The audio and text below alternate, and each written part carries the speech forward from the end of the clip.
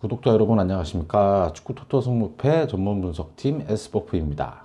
체육진흥 투표권 중앙센터 이전으로 일주일 동안 쉬었던 축구 토토 승무패가 다시 시작됐습니다. 지난 3회차는 역대 손꼽힐 정도로 어려운 회차였는데요. 여러분 좋은 결과 얻으셨나요? 저희 S버프는 여러 분석위원들 덕분에 어려운 회차임에도 불구하고 총 11경기 적중하면서 4등에 그쳤습니다. 혼돈의 무바 속에 끝난 3회차 바로 복귀 영상을 올려드리려고 준비했었는데요. 이래저래 개인적인 사정으로 영상 제작을 못하게 됐습니다. 이변이 많았던 3회차 역시나 1등 적중자가 나오지 않으면서 약 10억 원이 이월되었습니다. 이번 S배포에서는 일주일간 휴식기가 있었던 만큼 흐름을 놓치지 않기 위해서 지난 2주 동안 세리아와 분데스리가 리그 경기 쉬지 않고 분석했습니다. 정말 2주 동안 4회 대상팀들 경기 다 봤습니다. 정말로 다 봤어요. 이번에도 까다로운 경기가 많으니까 저희 S버프 경기 분석을 끝까지 보시고 참고하셔서 구독자 여러분들 자기만의 분석 방법을 꼭 찾으시길 바랍니다. 먼저 세리아 7경기 분석부터 들어가겠습니다. 첫 번째 경기는 칼리아리와 사솔로의 경기입니다. 칼리아리는 지난 홈에서 삼프도리를 상대로 승리한 이후 12경기째 승리가 없고 최근 6경기에서 연패를 기록하고 있죠. 수비에서는 중앙 수비의 불안과 측면에서의 공수 양면으로 불안이 지속되면서 연패를 기록하고 있어요. 중원과 공격에서도 최전방 공격에 변화를 주고 있지만 공격의 무게는 계속 떨어지고 있는 모습입니다. 최근 5경기에서 수비는 포백 라인으로 센터백 발루키에비치와 체피델리는 배치됐고 양 측면에는 가브리엘 립 자파, 리코지아니스를 선발로 기용했지만 그래도 불안한 모습을 계속 보여주고 있습니다. 이후 센터백 고딘이 부상해서 2경기 만에 복귀하면서 중앙 수비에 바루케비치와 고딘이 호흡을 맞췄지만 여전히 제공권과 상대 침투에 대응하지 못하는 모습이에요. 중원에서도 마린, 난데스, 둔칸, 나인골란을 상대 전술에 따라서 위치 변경하지만 앞방에는 실패하고 있고 공격 연결도 제대로 되지 않는 모습입니다. 최전방 파블레티를 내세웠지만 16경기에서 단 1득점을 기록할 정도로 파괴력이 떨어져 있어요. 최근 시메온으로 교체했지만 9경기 동안 득점이 없는 상황이죠. 올 시즌 후앙 페드로가 9득점으로 좋은 움직임을 보여주고 있긴 하지만 최근 4경기째 득점 찬스를 살리지 못하고 있으면서 4경기 연속 득점이 없는 상황입니다. 다만 최근 경기에서 득점은 없었는데 세트피스 상황에서 시메온의 제공권은 굉장히 위협적인 모습이었죠. 원정팀 사스올로는 지난 25일 라치오 원정에서 2대1로 역전패했고 지난주 홈경기에서 파르마에게 힘겹게 무승부를 거뒀었죠. 파르마전에서는 중원 핵심인 오비앙이 지난 경기 퇴장으로 출전하지 못했고 최전방 카프토와 세컨드 공격수인 로페즈와의 호흡도 좋지 못했습니다. 제공권에 문제를 보이면서 선취골을 허용했고 중원과 측면에서 빠르게 패스가 연결되지 않으면서 파르마의 내려앉는 두터운 수비 라인을 무너뜨리지 못했습니다. 라치오 원정에서는 전반 초반 전방 압박으로 볼을 터치했고 세컨드 공격인 두리치치 도움으로 카프토가 득점에 성공했지만 제공권과 힘이 좋은 라치오의 밀린코비치에게 헤더골을 허용하고 말았죠. 이후 중원 압박이 제대로 되지 않았고 공수 간격이 넓어지면서 결국 후반 중반에 추가골을 허용했었죠. 칼리아리와 사솔로의 분석 결론입니다. 칼리아리 수비 라인이 조직적이지 못하고 중앙 수비의 공중 볼 처리도 굉장히 불안해 보입니다. 양측 풀백의 공격 가담이 적고 측면 나인골란과 후앙 페드로 패스와 돌파 능력은 있지만 최전방에서 득점력이 높지는 않습니다. 반면 사소울로는 카푸토, 트라우레, 데프렐로 이어지는 공격의 호흡은 좋지만 중원의 무게감이 좀 없죠. 전체적으로 칼리아리의 수비는 굉장히 허술해 보이고 공격 패턴도 단순해서 사소울로의 수비를 무너뜨리기는 쉽지 않아 보입니다. 사소울로의 승리가 예상되는 경기이긴 한데 하지만 최근 상대 전적에서 사소울로가 칼리아리 원정에서 승리가 없다는 점은 좀 고려해 볼 만한 상황인 것 같습니다. 그래서 칼리아리의 무패 예상하고 있습니다. 두 번째 경기는 크로토네와 제노아의 매치입니다. 홈팀 크로토네는 지난 피오렌티나 원정에서 측면 압박에 제대로 되지 않으면서 2대1로 패했고 이전 홈에서 치렀던 베네벤토 경기에서는 전반 5분 상대의 자살골 그리고 최전방 시민 멀티골 그리고 중원 볼리치의 득점으로 4대1 대승을 기록했죠. 이 승리로 3연패에서 벗어났지만 3백 라인과 측면의 불안감은 여전했습니다. 올 시즌 크로토네는 포메이션의 변형은 없지만 상대에 따라서 선발 라인업의 변동과 위치 이동이 아주 심한 편이에요. 지난 피오렌티나전에서는 수비 핵심 골레미치와 마갈란을 선발에서 제외했고 메시아스를 중원에서 최전방으로 올려서 제공권과 힘이 좋은 심야 투톱으로 배치했죠. 양측면 사이드 어태커 페레이라와 레카의 측면 공간을 활용한 움직임과 크로스는 위협적이고 중원에서 자넬라투가 공수 조일 역할을 맡고 있죠. 전체적으로 힘과 높이가 있고 측면의 위협적인 크로스는 좋지만 공격 루트가 단순하고 중원의 세밀함은 좀 떨어지는 편입니다.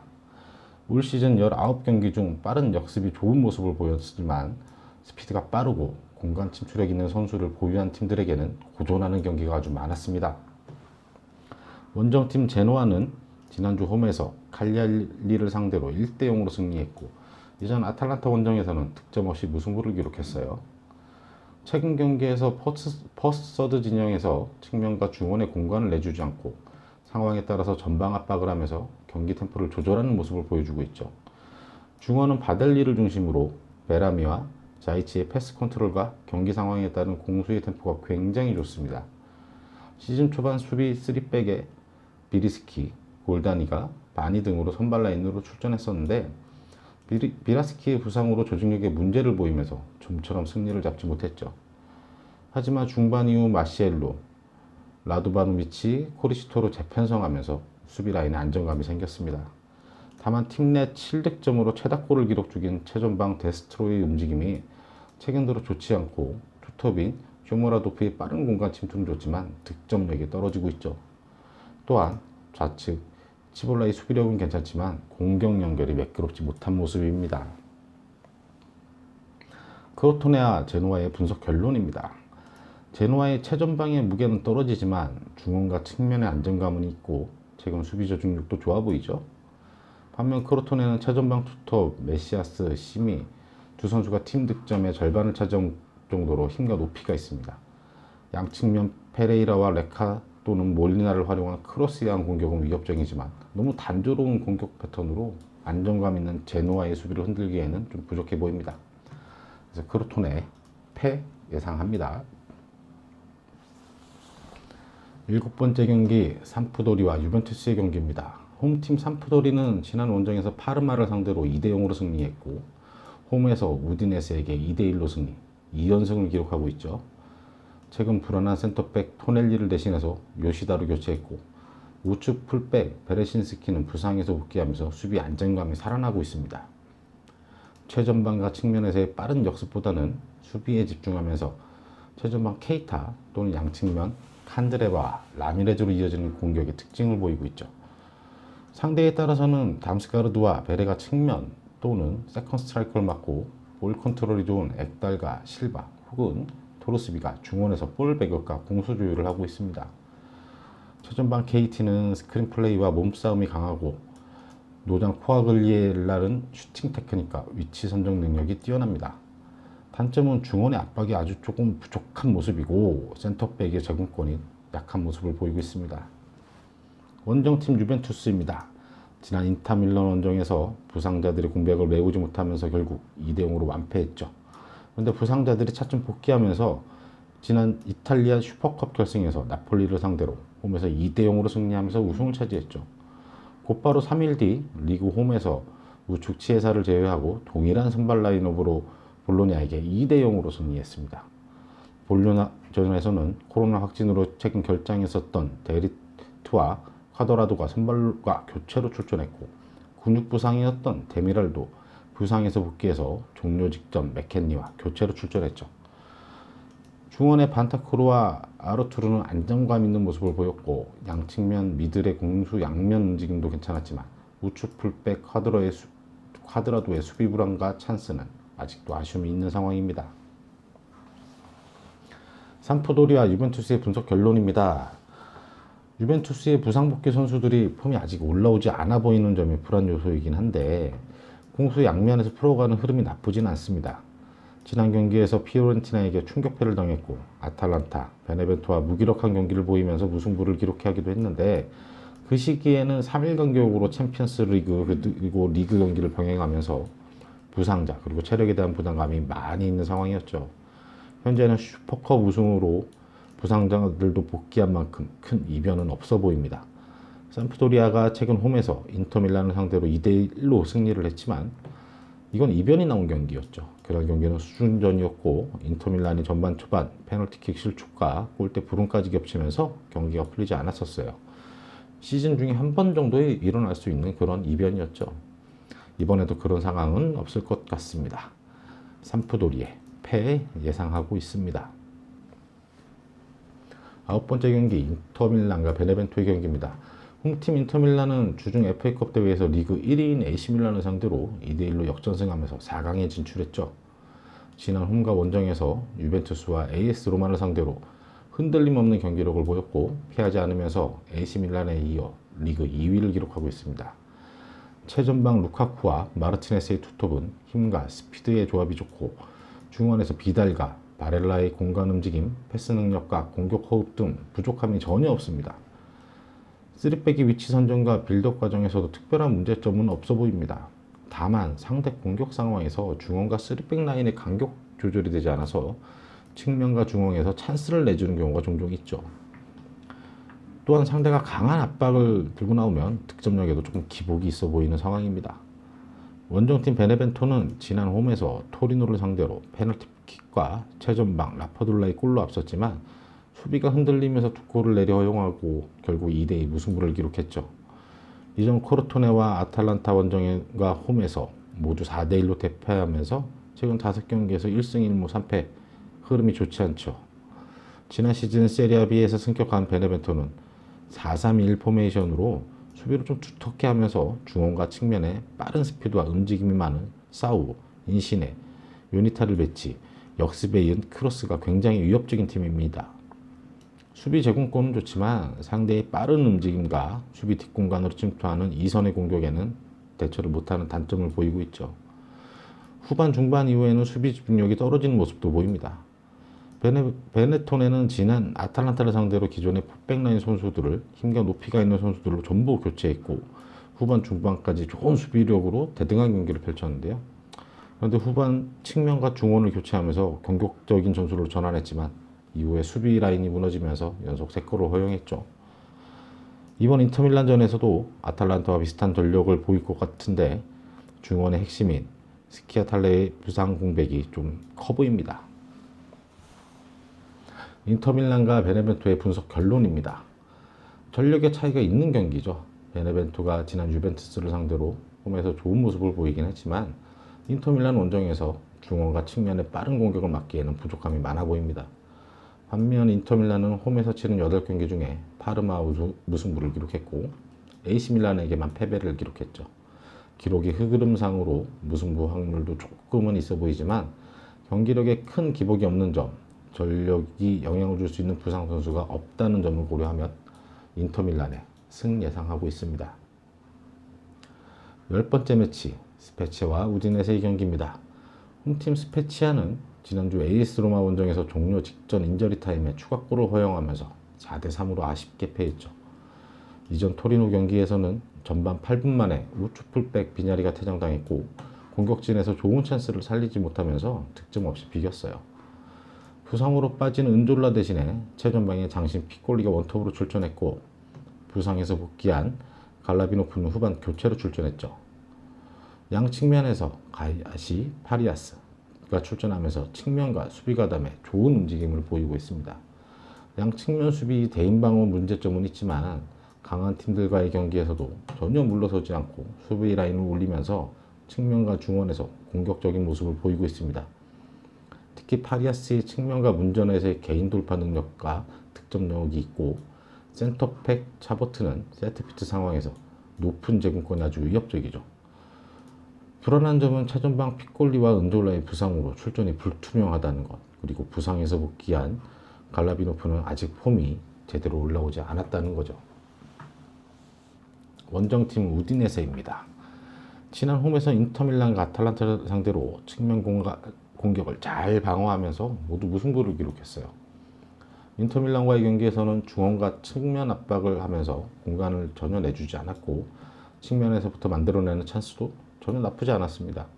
센터백 누이팅크는 7경기 만에 부상에서 복귀해서 후반 교체로 투입됐고 최전방 푸세토와 오카카는 부상으로 선발에서 제외됐었죠.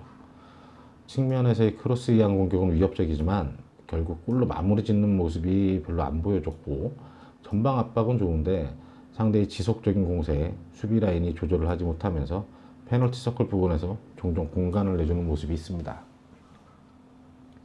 스페치아와 우디네세의 경기 분석 결론입니다.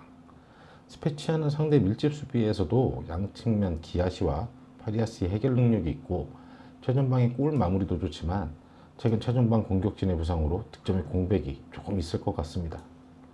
반면 우디네세는 측면의 공격은 위협적이지만 골 마무리가 아쉽고 수비 라인을 조절할 수 있는 리더가 보이지 않는 게 흠이죠. 센터백 누이팅크가 지난 경기에 교체로 복귀했지만 정상 컨디션까지 끌어올리려면 시간이 조금 필요해 보이죠.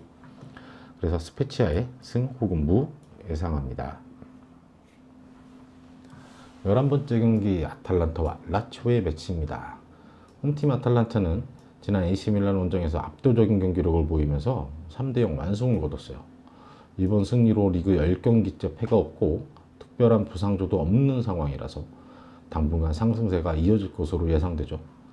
AC밀란과의 경기에서 최전방 일리치치와 사파타의 힘과 스피드, 측면과 중원에서의 빠른 공격 움직임, 중원 압박 등 전혀 부족함이 없는 경기력이었습니다. 현재 중원에 파살리치를 제외하고 부상자가 모두 복귀했고 상대팀에 따라서 선수 기용의 폭도 아주 넓게 활용하고 있어요. 최전방 일리치치와 사파타 그리고 무리엘 모두 최근 2경기에서 골을 기록했고 중원의 드룬과 프렐러가 지키는 밸런스도 굉장히 좋습니다. 원정팀 라치오입니다. 지난 홈에서 사솔로에게 2대1 역전승을 거뒀고 AS 로마에게 중원의 우위를 보이면서 3대0 완승을 거뒀죠. 최근 5경기에서 패가 없고 4연승을 기록하면서 상승세를 보이고 있죠.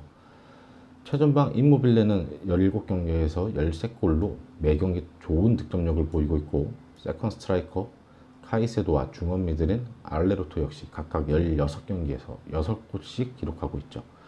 라치오의 최대 장점은 중원의 알베르토와 레이바루카스가 최전방과 양측면으로 뿌려주는 수준 높은 패스, 양측면 라차리와 마르시크가 측면 공간을 만드는 능력이 팀 공격력을 강하게 만들고 있죠. 거기에 중원 밀린코비치의 높은 제공권과 수비력이 더해지면서 중원 라인이 굉장히 단단하고 조직력이 뛰어납니다. 단점이라면 수비의 빌드업과 문전 앞에서의 제공권이 조금 불안한 점이 보이는 거죠. 아탈란타와 라치오의 분석 결론입니다. 현재 공격의 파괴력은 아탈란타가 좋아 보이죠. 세밀한 움직임과 중원의 짜임새는 라치오보다 떨어지지만 전체적으로 힘과 높이가 있어요. 상대에 따라서 선수 경폭도 넓어 쉽게 지지 않을 것으로 예상되죠. 하지만 아탈란타는 지난 우디네세와 제노아 경기에서 상대가 수비 중심으로 측면과 중앙 압박을 가했을 때 상당히 고전하는 모습이었어요. 라치오가 맞불로 나오지 않고 수비 안정에 집중한다면 아탈란타의 측면 공격이 장점을 살리지 못할 경우도 있죠. 그래서 아탈란타의 승 혹은 무 이렇게 예상합니다. 14번째 경기 AS 로마 헬라스입니다. 홈팀 AS 로마는 최근 흐름이 좋지 않습니다. 지난 홈에서 인터밀란과 2대2 무승부를 기록했고 라치오 원정에서는 중원이 무너지면서 3대0으로 완패했죠. 주중 FA컵과 리그에서 스페치아와 연속으로 2경기를 치렀는데요. FA컵에서는 전반 초반 페널티킥과 측면 사모나라에게 연속골을 허용하면서 3대0으로 패했습니다. 이 경기에서 핵심 선수인 로페스와 만시니가 종료 직전 퇴장했고 리그 홈 경기에서 고전 끝에 4대3으로 승리했습니다.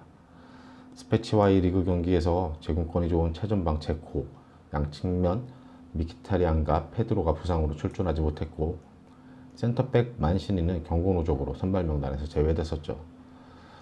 이번 베로나 경기에서도 제코, 미키타리안, 페드로는 부상으로 출전이 불투명한 상태여서 AS 로마의 공격에 큰 공백이 있어 보입니다.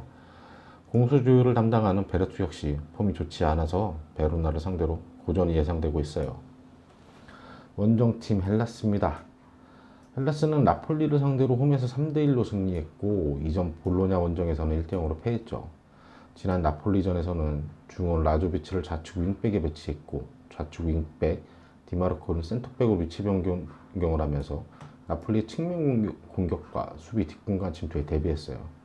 공격은 최전방 칼레니치 중심으로 좌우측에 바락과 자카니를 배치했고 측면 역습과 공간 침투에 집중하는 모습을 보여줬어요. 바락은 볼 컨트롤과 패스가 좋았고 자카니는 빠른 스피드로 공간 침투와 크로스가 위협적이었죠. 양측 라조비치의 파라오니는 공수 양면에 안정감이 있었습니다. AS 로마와 헬라스의 분석 결론입니다. AS 로마보다 베로나의 전력이 다소 떨어지는 상황인데요. 최근 AS 로마는 핵심 선수들의 부상으로 경기력이 좋은 건 아닙니다. 약체로 평가받는 스페치아를 상대로도 고전을 했고 라치오전에서는 중원의 밸런스가 완전히 무너졌어요. AS 로마가 역대 전적에서 앞서는 상황이지만 올 시즌 베로나와 개막 원정에서 3대 완패를 당한 상황과 비슷한 상황으로 판단이 됩니다. 이래서 AS 로마의 승 혹은 패 이렇게 예상하고 있습니다. 저희 S버프의 세리아 7경기 분석 최종 픽 확인해 보시죠. 1경기 칼리아리와 사수올로의 경기는 무 혹은 패. 2경기 크로토네와 제노아의 경기는 크로토네의 패. 7경기 삼프도리와 유벤투스의 경기는 삼프도리의 패. 9경기 인터밀란과 베네본테 경기는 인터밀란의 승. 10경기 스페치아 우디네세의 경기 스페치아의 승 혹은 무. 11경기 아탈란타와 라치오 경기 역시 아탈란타의 승 혹은 무. 14번째 경기 AS 로마 헬라스의 경기 AS 로마의 승 혹은 패 이렇게 예상하고 있습니다. 저희 S버프의 분석 결과 참조하셔서 구독자 여러분들만의 좋은 선택 그리고 좋은 결과 있으시길 기대하겠습니다. 저희는 나머지 분데스리가 7경기 분석 영상으로 내일 다시 찾아뵙겠습니다.